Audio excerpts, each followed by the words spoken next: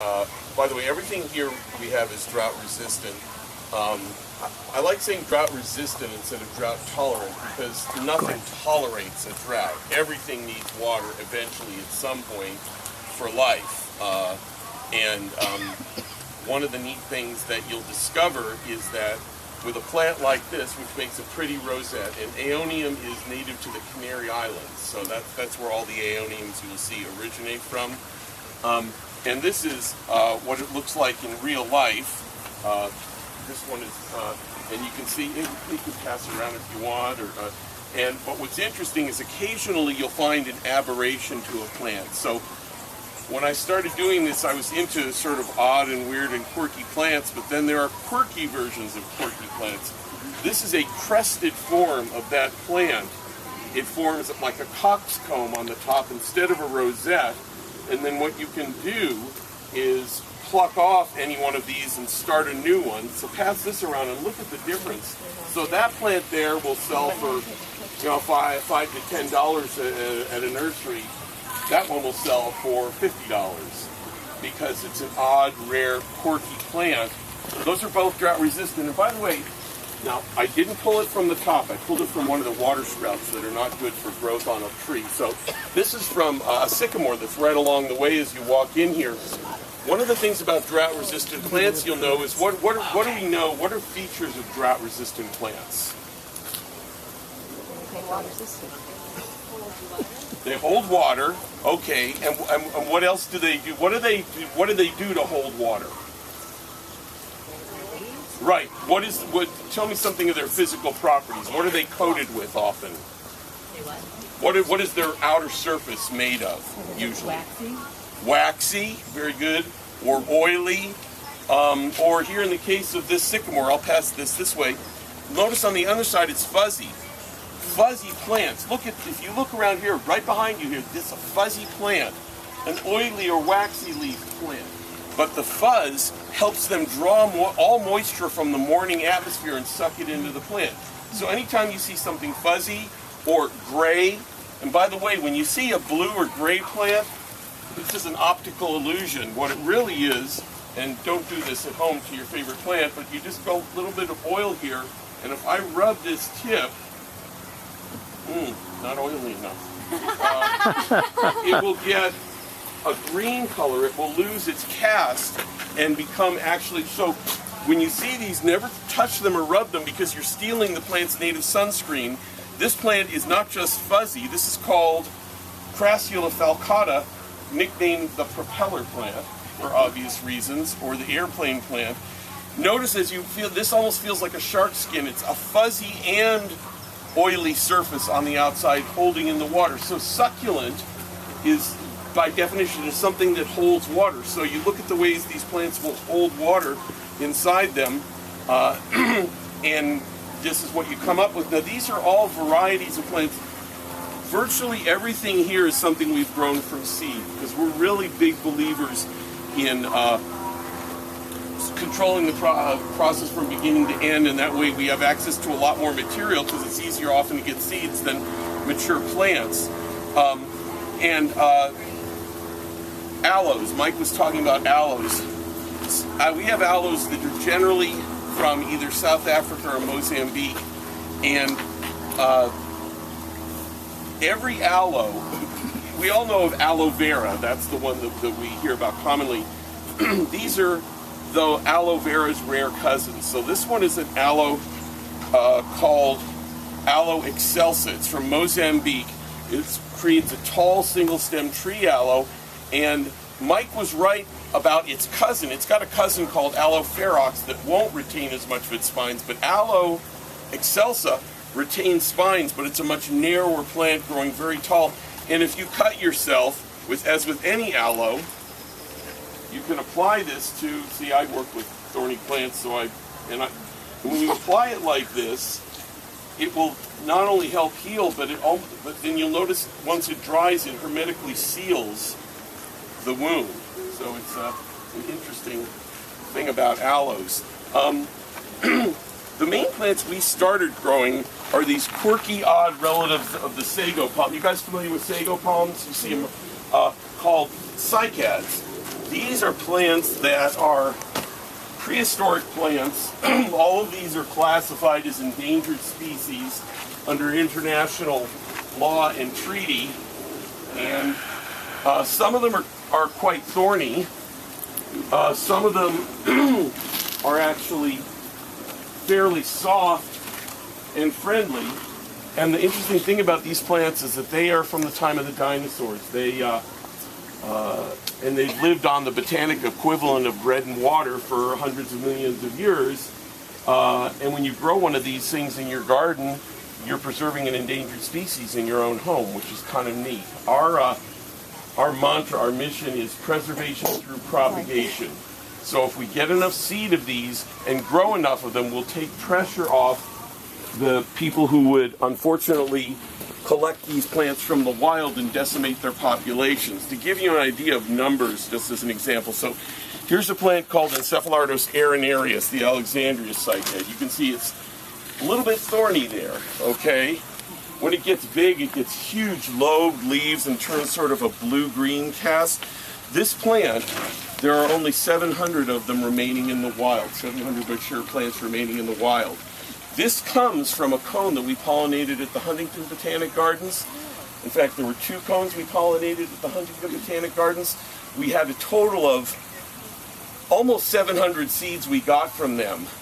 Now, they weren't all fertile, maybe 3/4 were, but just presuming they were all fertile, 700 seeds added to a wild population of 700 plants means theoretically we've doubled the worldwide population of an endangered species simply by one act of pollinating at one botanic garden. So for me, it just gets me all warm and fuzzy inside, because you can actually have a hand in reversing the endangered nature of an endangered species. Oh, here's a lovely garden that Mike did that has some of these.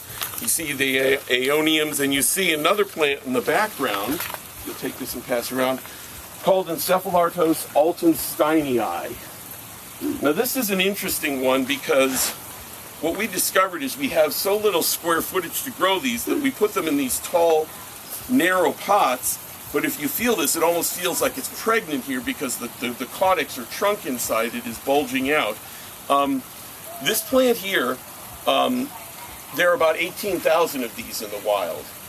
So that may sound like a lot, but in an average season when we go around and pollinate 6 or 8 cones, and we come up with 1,000, or let's just say 1,800 seeds, we've increased the population of this worldwide of this endangered plant by 10%, which is kind of cool. This one, you'll see in the picture there in the background in Mike's picture, grows to a big, glorious, almost like a Canary Island date palm kind of thing, except it grows instead of 1 foot a year, about 1 inch a year. So when you put this in your garden, it will not become a telephone pole over time. One of the challenges with growing palms, oh, there's an example of one. One of the problems with growing palms is it looks nice when you first put it in your garden, but 5-10 years later, you have a telephone pole because there is no more, you don't see the rosette. This one, the leaves will become big and have a nice spread, but it won't outgrow your garden. This plant, interestingly enough, there is a specimen of this plant in another botanic garden, the Royal Kew Garden in London, that has about a 40-foot long snake-like trunk, and it's in a container, and they call it the world's oldest potted plant. It's estimated to be several hundred years old. They traced it back to originally being brought to the Kew Gardens in the 1700s, and at that point it was estimated at being a couple hundred years old. So, of course, the British call it the world's oldest pot plant.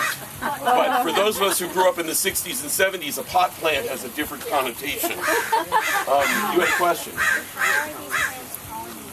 A very good question. These plants, the cycads, are primitive cone-bearing plants. These plants originated before flowering plants evolved, and so they produce. I wish I had a picture. I probably have one on my iPad there. They produce these huge cones. The females do. The males produce a smaller cone that looks like a kind of a small cucumber, and then when the male cone how do I explain this? Okay, so you've got male cones and female cones.